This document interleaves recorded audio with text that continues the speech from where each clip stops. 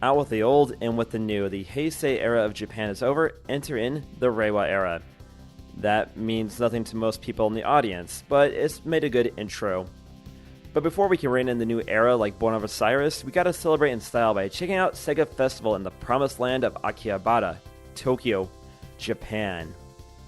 Now, there's a lot of these game conventions and a lot of things like Nintendo Directs, but those are cool and all, but they're not festivals devoted to one company, and that's what Sega Festival is. It's a festival. I've heard of the event before, but I haven't had a chance to go to it until, well, this weekend. I know a lot of other YouTubers covered the announcements and got them YouTube views, but who else was in there, in the streets, in the sheets, drinking a lot and waiting in line for hours and hours to use some footage and playing some games? Me, I was there, and the footage kind of speaks for itself. It was really crowded, so sorry for a lot of the shaky cam footage you're going to see here, but, you gotta do what you gotta do. So, to reign in the Reiwa era of Japan, let us talk about Sega Festival. After all, why not bring in a newer era by talking about what's going to be coming up in the new era of Japan with some Sega content coming at you. So, before we go into the video, make sure you subscribe to the channel, follow me on Twitch, Twitter, Patreon at ZMan, and let's just jump right into it. For Sega Festival, I only was there mostly Saturday and a little bit there on Sunday, as on Saturday night, I decided to get hammered in Shibuya. Pulled an all-nighter in Shibuya, and was it worth it? Kinda. We went to a really whack club, but that's another video. But for now, let's focus on Sega. If you're unfamiliar with Japan, the place that it was held at was in Akihabara, also known as Akiba for short. If you're into anime or video games at all, you owe it to yourself to visit Akihabara at least once in your life. Seriously, grab a strong zero and a doner kebab, or a crepe if you're vegan, and be amazed at the sights and sounds of Akihabara. This footage of me trying to walk and get footage of the scene at the same time doesn't do it justice. It's something that you need to experience for yourself. Once I get some better equipment, I will do a full video about Akihabara, where to go, where to get some games, survival guide. But for now, let's check out what I got of Sega Festival. Sega Festival is basically Sega's answer to the Nintendo Direct, but instead of it being like, every 2 months, it's just once a year, and it's a party in Japan. So there were a lot of announcements at Sega Festival, which I'll talk about in a minute, but for now, I kind of want to give you a feel of what the scene was like at Sega Festival. It was at the venue known as Bell Sail in Akihabara, which was signaled by a giant Sega sign outside the venue. 3 floors, all devoted to Sega.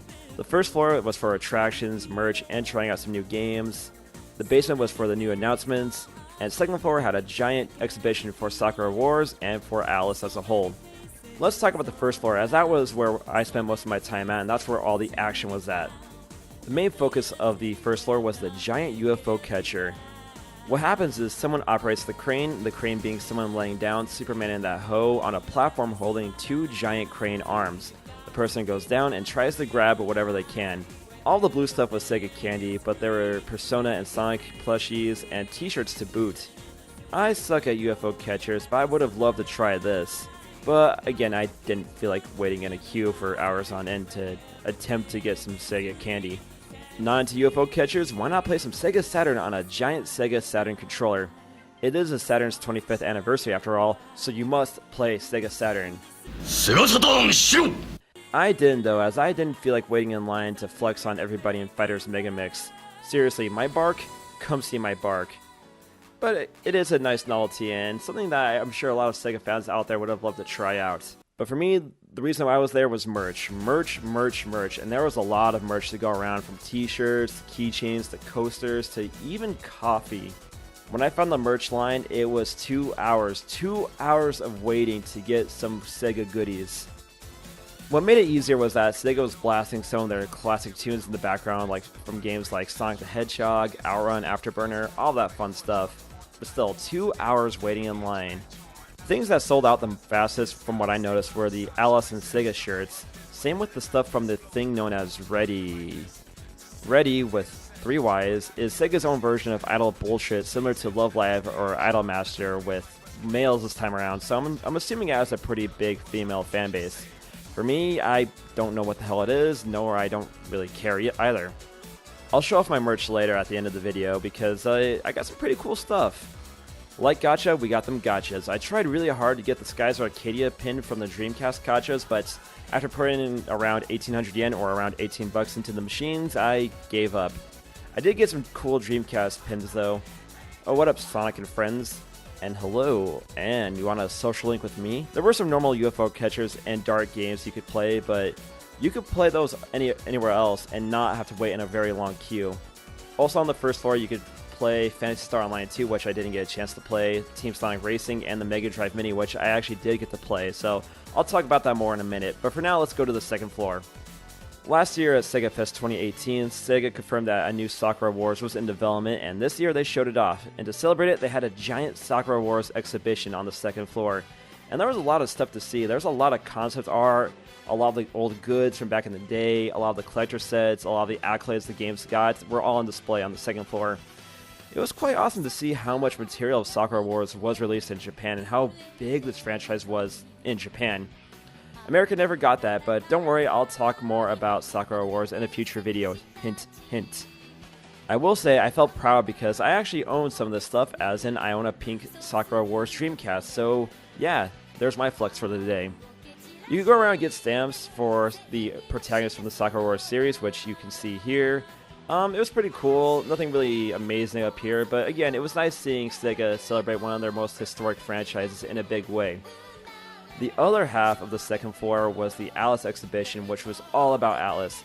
They had a display of all the games they have published, all the way from the Famicom to the PlayStation 4. There was live music from the Persona series, so you could crowd kill to reach out to the truth if you so desired. Alice even had a classics corner where you could play some of their older and more obscure titles like Mac and X on the Dreamcast, Princess Crown on the Saturn, Power Instinct on the Genesis, Jack Bros on the Virtual Boy, and some puzzle game on the Game Boy. I played Jack Brothers, an actually decent game that should be brought back as a downloadable title for the eShop. But for now, it's kind of an obscure game for the Virtual Boy, but one that is pretty cool. I mean, for a Virtual Boy game at least. The Virtual Boy is a load of wank, let's be real. So that's about it for the second floor. Let's talk about the demos. I played the Sega Mega Drive Mini, Sega's upcoming classic console in the same vein as the NES Mini or the Super NES Mini.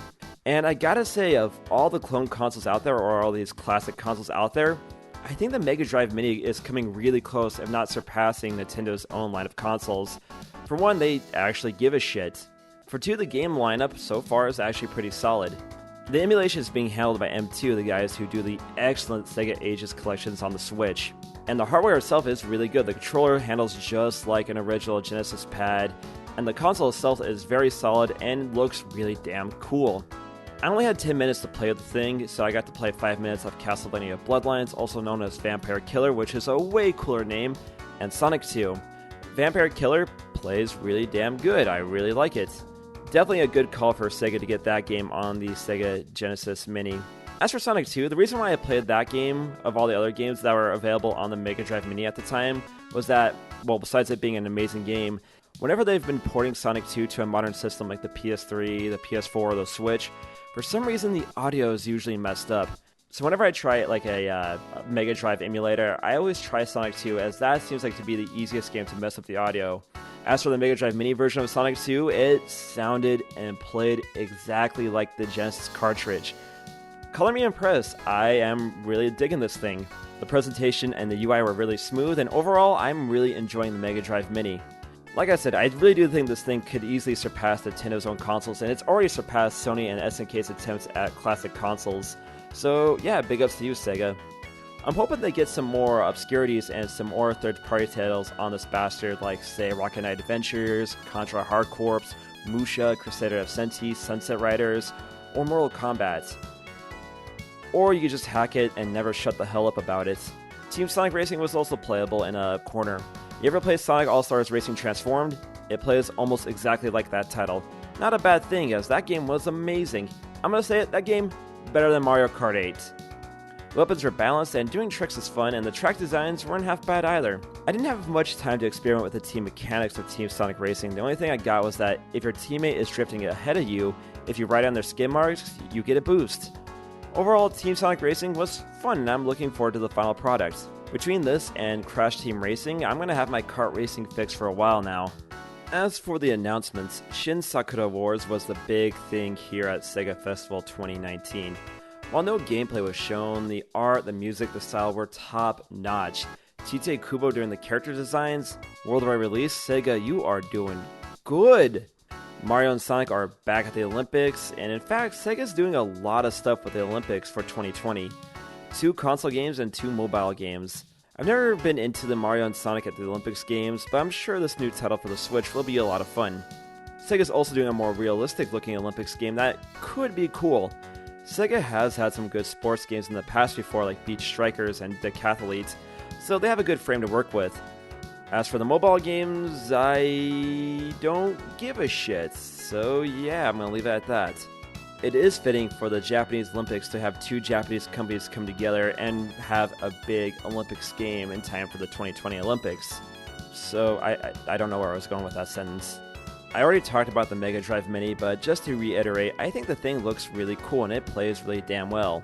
Get some cool shit on there, Sega, and let's hope for the best. Those were the major announcements for Sega Festival. There were some other things like just, yep, Shin Yakuza, we're working on it. Persona 5 Royal, it's a coming. Oh yeah, Herzog's Way is coming to the Switch. Hope you're happy, Classic Game Room. Fujioka Hiroshi also made an appearance, aka Segata Sanshiro, was there at Sega Festival just to tell everyone, you must play Sega Saturn. So that was about it for Sega Festival. It wasn't as big as something like, say, a Tokyo Game Show, a Tokai or an E3, but it was a cool little event to celebrate Sega. It's a bit more intimate because of that, and if I'm in Japan next year, I'll check out Sega Festival again. Anyway, now that I'm back in Fukui, let's check out what I got. I got a nice Segata Sanshiro acrylic stand that reads Segata Sanshiro! So I best be playing some Sega Saturn after this. A Sega Saturn keychain. I'm not a big keychain fan, I'm always afraid they're gonna fall off my bag, but it looks cool. I got this really cool Japanese flared Sonic t-shirt that is a bit snug on me, but again, looks really cool. A Catherine full body mug for me mate Mike. Several pins, no Skies Arcadia unfortunately, or Crazy Taxi, but I did get Sonic Adventure and Sakura Tyson 3, so it's all good. And a Sega towel. That reads Sozo wa Seimei, Creation is Life. Be tuned in to my Twitter if you want a chance to win this towel. So, was it worth waiting in line 2 hours for this stuff? Not really. Sega isn't the same company that they were back in the 90s, and I doubt they'll ever get back to that level. But with the quality games they have been putting out in recent memory, and their devotion to the craft and making good games again, I think things are looking up for Sega as a company. So, here's a Sega, Spring, and my sobriety. See you on the next episode of The Z-Man Show. Laters.